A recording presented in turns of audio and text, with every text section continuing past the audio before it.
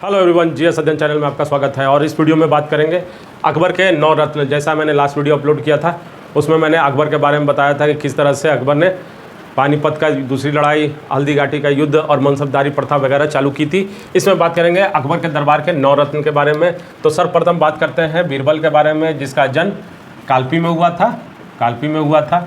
इसका बचपन का नाम महेश दास था। इसको अकबर ने कविराज या राजा की उपाधि दी थी।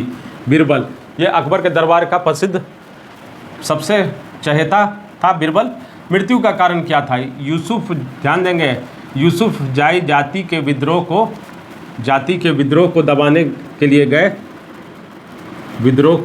के लिए बीरबल गया। उसी में किसी ने इसकी हत्या कर दी, जिसमें बीरबल की मौत हो गई, जिससे अकबर काफ़ी आहत हुआ। अबुल फजल जो था ये मुख्य सलाहकार और सचिव था, अकबर का सचिव था। इसके प्रमुख ग्रंथ थे आईने अकबरी और अकबरनामा। ये 2 परीक्षा में पूछा भी जाता है, अकबरनामा, इसलिए ध्यान देंगे। टोडरमल ये प्रधानमंत्री के पद पर था। टोडरमल के बारे में जानिएगा कि इसने भूमि के सुधार के संबंधी बहुत सारे कार्य किए, जो कि उस ज़माने में बहुत ही प्रशंसनीय थे। और इसने 10 साला व्यवस्था को लागू किया था। कौन सा? 10 साला बंदोबस्ती व्यवस्था लागू किया था। ध्यान देंगे, परीक्षा में प्रश्न आता है। अब बात करेंगे तानसेन का। ये प्रसिद्ध संगीतकार था। इसका जन्म ग्वालियर में हुआ था। इन्हें उपाधि कौन सी दी थी? ये बहुत ही इम्पोर्टेंट है। कंठाभरण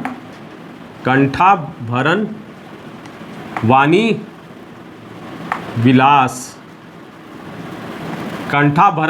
विलास की उपाधि दी गई थी। किसे? तानसेन को। मान सिंह के बारे में बात करेंगे तो इसकी प्रमुख उपलब्धि साम्राज्य विस्तार में इसका महत्वपूर्ण योगदान है।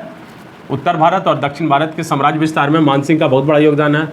अब्दुल रहीम जो छठा इसके रत्न थे, वो तुर्की में लिखे बाबरनामा को फारसी में अनुवाद किया था अब्दुल रहीम। मुल्ला दो प्याजा ये अरब का रहने वाला था। अकबर ने उपाधि कौन सी दी थी? 2 प्याजा का, क्योंकि इसे खाने में 2 प्याज लेना पसंद पड़ता था। हकीम हुकाम ये रसोई घर का प्रधान था।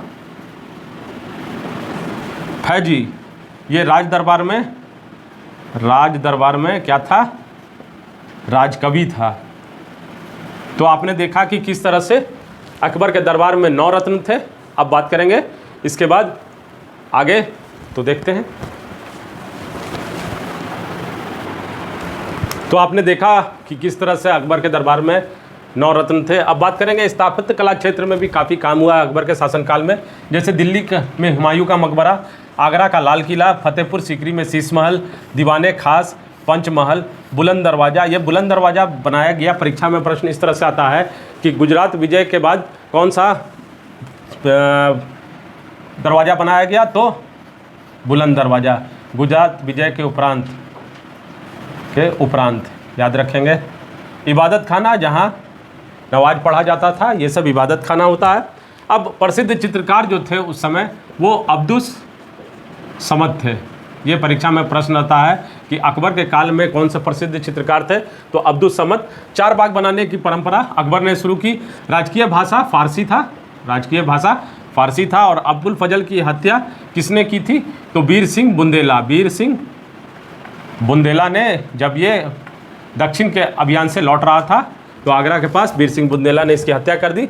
महाभारत का नाम जब ये फारसी भाषा में इसे अनुवाद किया गया तो रज्मनामा। ये परीक्षा में प्रश्न पूछता है, ध्यान देंगे छात्रों। ये महाभारत का नाम जो है, ठीक है, यज्ञनामा, ये पूछा जाता है। राजकीय भाषा, ये सब सारी चीज़ें जो है ये परीक्षा के दृष्टिकोण से बहुत ही इंपॉर्टेंट है। हिंदी साहित्य का स्वर्णकाल कब कहलाता है? अकबर का शासनकाल जो है, अकबर का शासनकाल हिंदी साहित्य का स्वर्णकाल कहलाता है।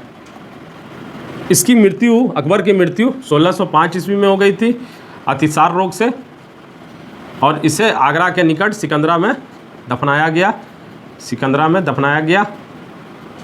तो आपने देखा कि अकबर के बारे में मैंने 2 वीडियो में पूरा डिटेल आपको दिया है। वो परीक्षा के दृष्टिकोण से मैंने वही सारे तथ्य आपसे डिस्कस किया जो परीक्षा में पूछे जाते हैं। तो ध्यान देंगे, याद रखेंगे, परीक्षा से बहुत ही महत्वपूर्ण, और इसी को आधार लेते हुए मल्टीपल चॉइस क्वेश्चन आंसर भी मैंने दे रखा है। तो बनाएं और आने वाले परीक्षा की तैयारी अच्छे से करें। और पसंद पड़ा होगा तो आपका एक छोटा सा योगदान, लाइक और सब्सक्राइब करें, शेयर करें, बेल आइकन बटन दबाना ना भूलें, क्योंकि आने वाले वीडियो से आप अपडेट रहेंगे। धन्यवाद। Thanks students.